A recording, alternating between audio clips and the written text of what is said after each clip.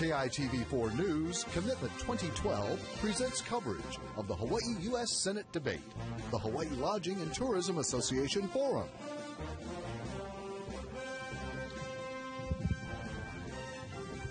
Aloha mai kako.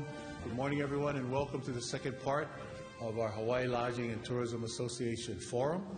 On behalf of Kelvin Bloom, the chair of the Hawaii Lodging and Tourism Association, and our board members that are gathered here today, we thank you for coming today and hearing a very important opportunity that's before us to hear from those who are seeking the United States Senate seat that will be left vacated by the retirement of Senator Daniel Akaka. Ours is an advocacy organization. We advocate on behalf of our number one industry. We seek to educate and inform. In today's forum, that's what it's all about. And so we're very grateful to Congresswoman Mazie Hirono, former Congressman Ed Case, and former State Senator John Carroll for accepting our invitation to be here. Moderating this very important event is a woman who is no stranger to local media circles. She is a veteran news anchor as well as a news reporter that is very knowledgeable and conversant on the issues of the day. Please give a nice hand and applause for Paula Akana.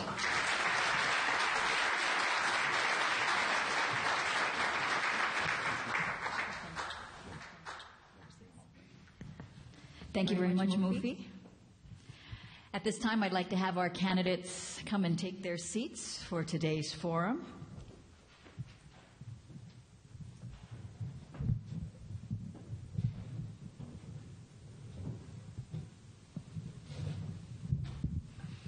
Former state lawmaker John Carroll, former Congressman Ed Case, and U.S. Representative Mazie Hirono. Thank you for being here. Each candidate will have 4 minutes for their opening statements, and we're going to begin with Mr. Carroll. Aloha, aloha avakea. My name is John Carroll, and I'm running for the United States Senate. I'm running against Mrs. Lingle, who is also running, and she's mostly running from me. She's not here today.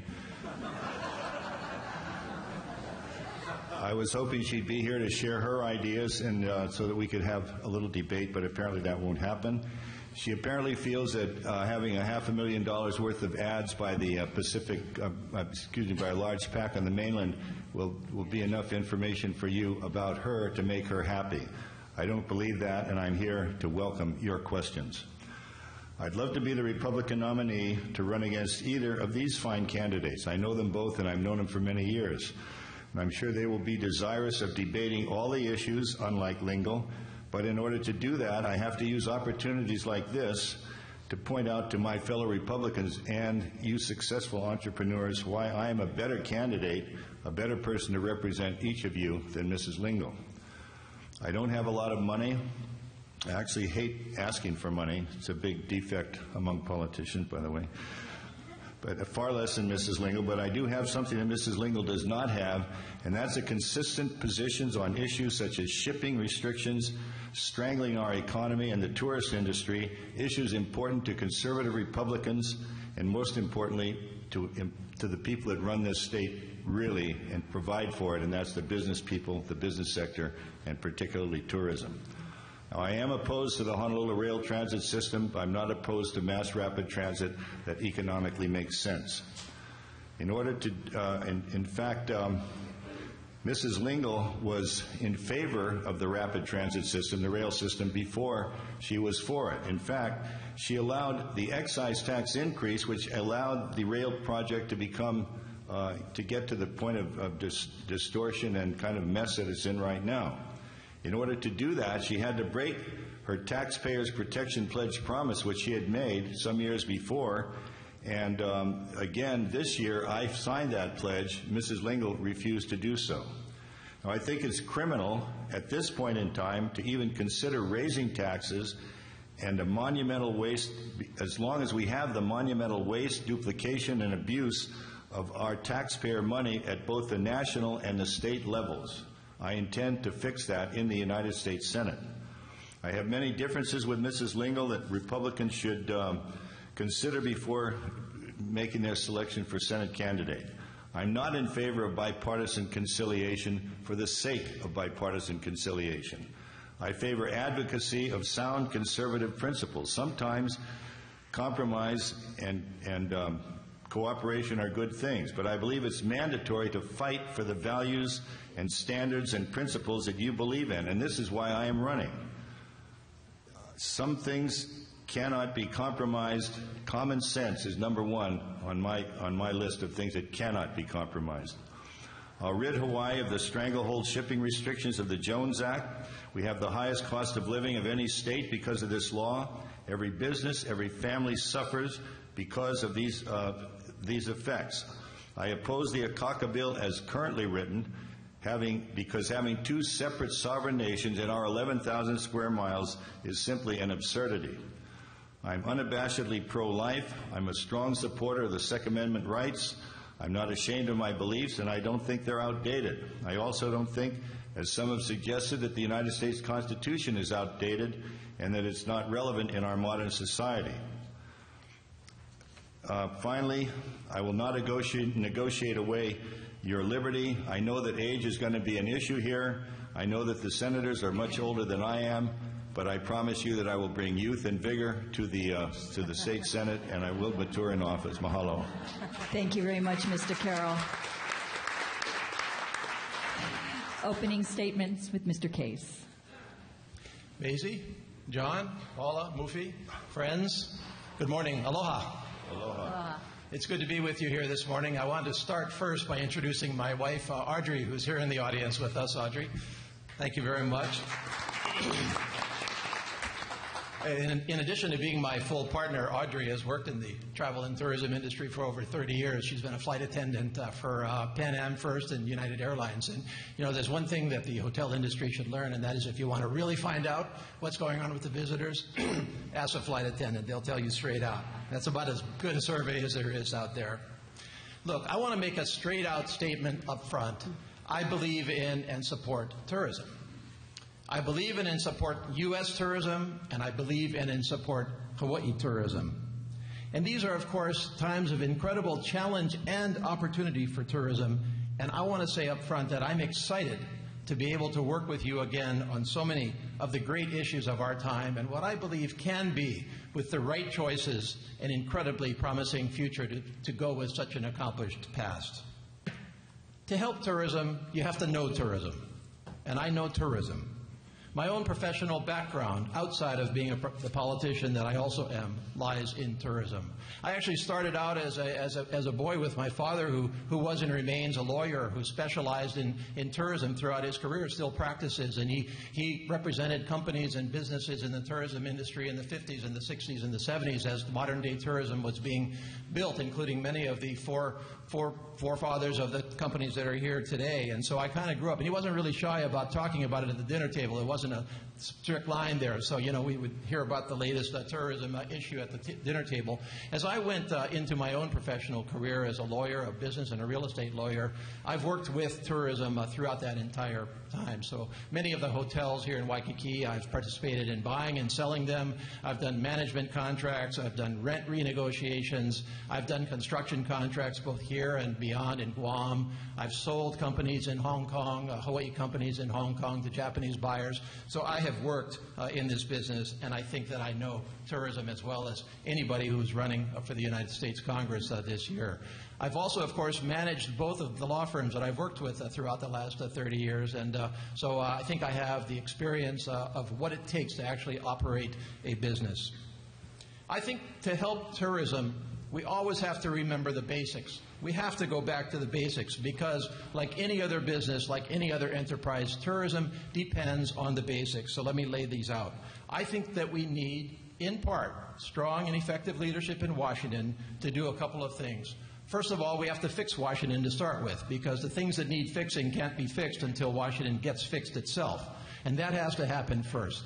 We have to grow an economy because, of course, tourism is an economic activity that depends especially on economic activity. Yes, we do have to balance our federal budget because tourism is directly impacted by the deterioration in our nation's fiscal condition and is not going to escape the fate of Europe if we don't get a hold of it right now, and that does impact tourism. And of course, we have to help small business, because much of tourism in Hawaii is small business. That's the majority of tourism in Hawaii. Companies, small businesses relying upon the economic activity that they can generate and depend on. Of course, we also need to focus on some tourism-specific issues as we go forward.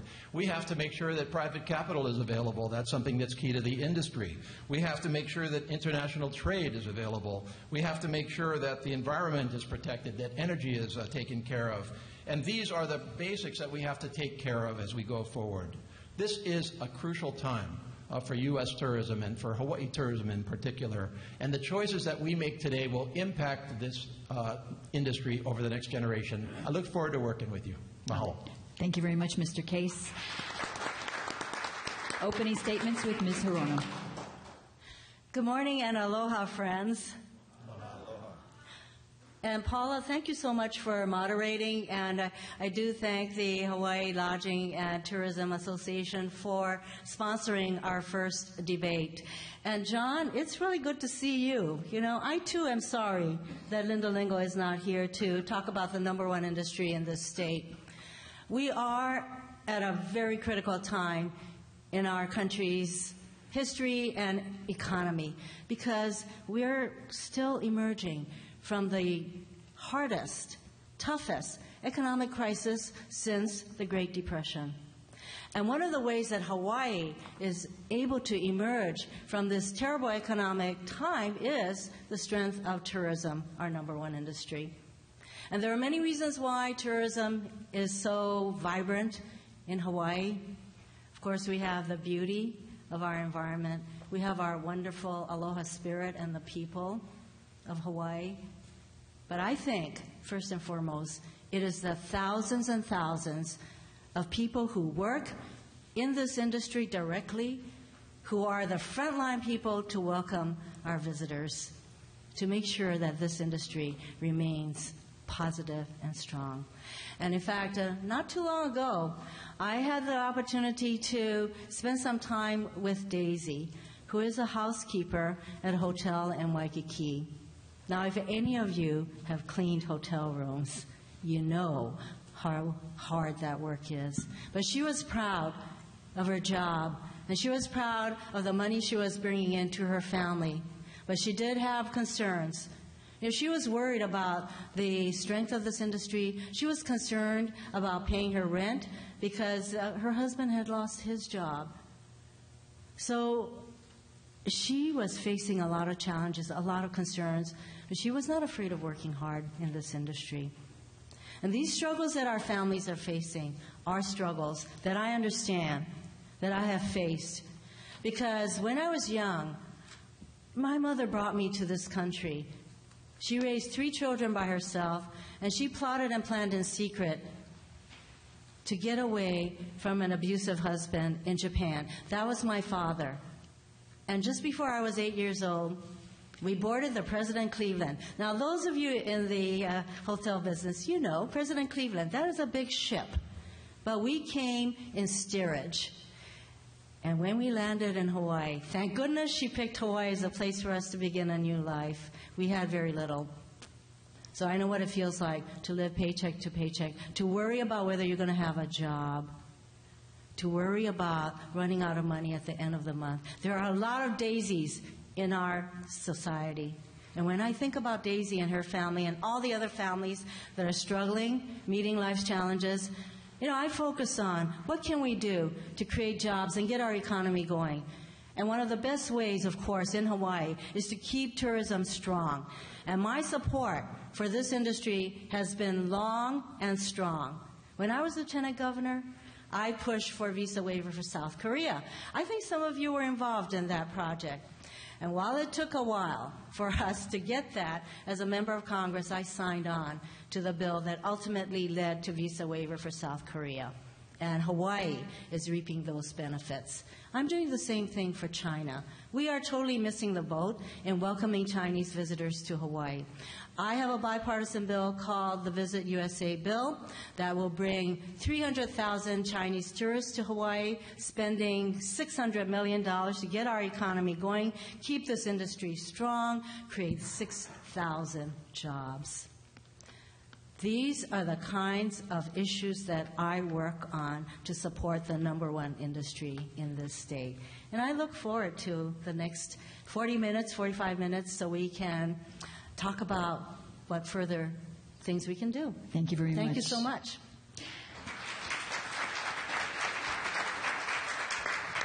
And now to the questions. All of today's questions are about tourism, and they were submitted by members and the guests of the Hawaii Lodging and Tourism Association.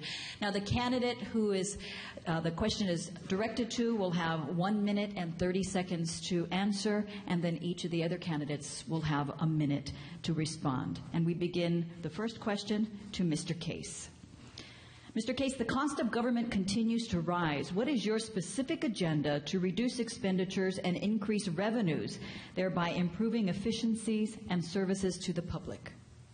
Thank you very much. First of all, I do have a specific agenda on balancing the budget and controlling the cost of government, which is on my website at www.edcase.com, along with other series of specific agenda items on growing our economy, on strengthening tourism, on protecting our environment, on providing for sustainable energy, all of them key, crucial issues that apply to the tourism industry itself. And I believe that any candidate that's running for the United States Senate needs to specify an agenda. What is your record? What do you think? And what are you going to do? And that's what I've tried to do. And so you can go there to find out exactly what I propose. But essentially, in terms of the cost of government, I think there are a couple of things that we have to do to bring this incredible crisis in our budget under control. The first, of course, is that we have to provide for greater efficiency in government. We really have not gotten that job done in decades now. We are still wasting way too much money in government, and we need a concerted effort to do that once and for all. I think it is inescapable as we look at the expense side that the growth in government has to be at least leveled off in several different areas. In fact, many, many different areas. We're not talking about drastic cuts, but we are talking about not growing. And finally, on the revenue side, growing our economy is the fastest way to get revenues going to our federal government. Again, if we grow an economy, then people pay more taxes. And when people pay more taxes, we're able to bring that budget into the balance that we need to bring it into to avoid a situation such as is happening in Greece and Europe today. Thank you very much, Mr. Case. Ms. Hirono, you have 1 minute. It's very important that we create jobs, because that is really how we're going to put the 40,000 people who are still unemployed in the state of Hawaii into jobs so that they can take care of themselves and their families. That is critical. That is the first thing we ought to be focusing on. And what greater industry to create jobs than the tourism industry, which already creates jobs for over 100,000 people in the state of Hawaii. And we all know what the multiplier effect is for those jobs. So it's important that we push legislation such as my bipartisan Visit USA Act.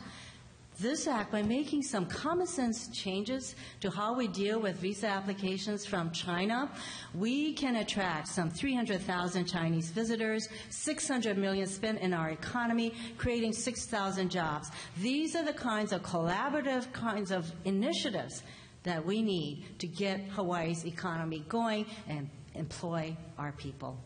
Thank you very much, Ms. Hirono. 1 minute, Mr. Carroll. All right. Thank you. Well, first of all, we just had APEC, and everyone thinks we benefited from APEC, but we're talking about free trade and tourism, and we're talking about all the other benefits that we would have if we really indeed had free trade. APEC, we still have, even after all of the shibai that we heard during that time, we still have the restrictions of the Jones Act. Number one, in my book, number one issue in my campaign is to get rid of those shipping restrictions so that we really do have that. In addition to that, we've got to stop giving foreign aid to people like Pakistan and Egypt and some of the other countries that actually do not like us. We've also got to be looking at the worldwide troop dispersals that we're making. They're even talking now about going into Syria where we have no business. I was in the Korean War. I know what that's all about, Vietnam War, Kosovo, Bosnia, Serbia, this kind of thing. In respect to the answers that I bring will be partially based on my background, which includes 34 years of military service. This gentleman with the POW cards here scares me so. All right. Well, okay, I still have. Thank you very much, Mr. Carroll. No. Oh, okay. It was the POW card. I can't read. Is it POW?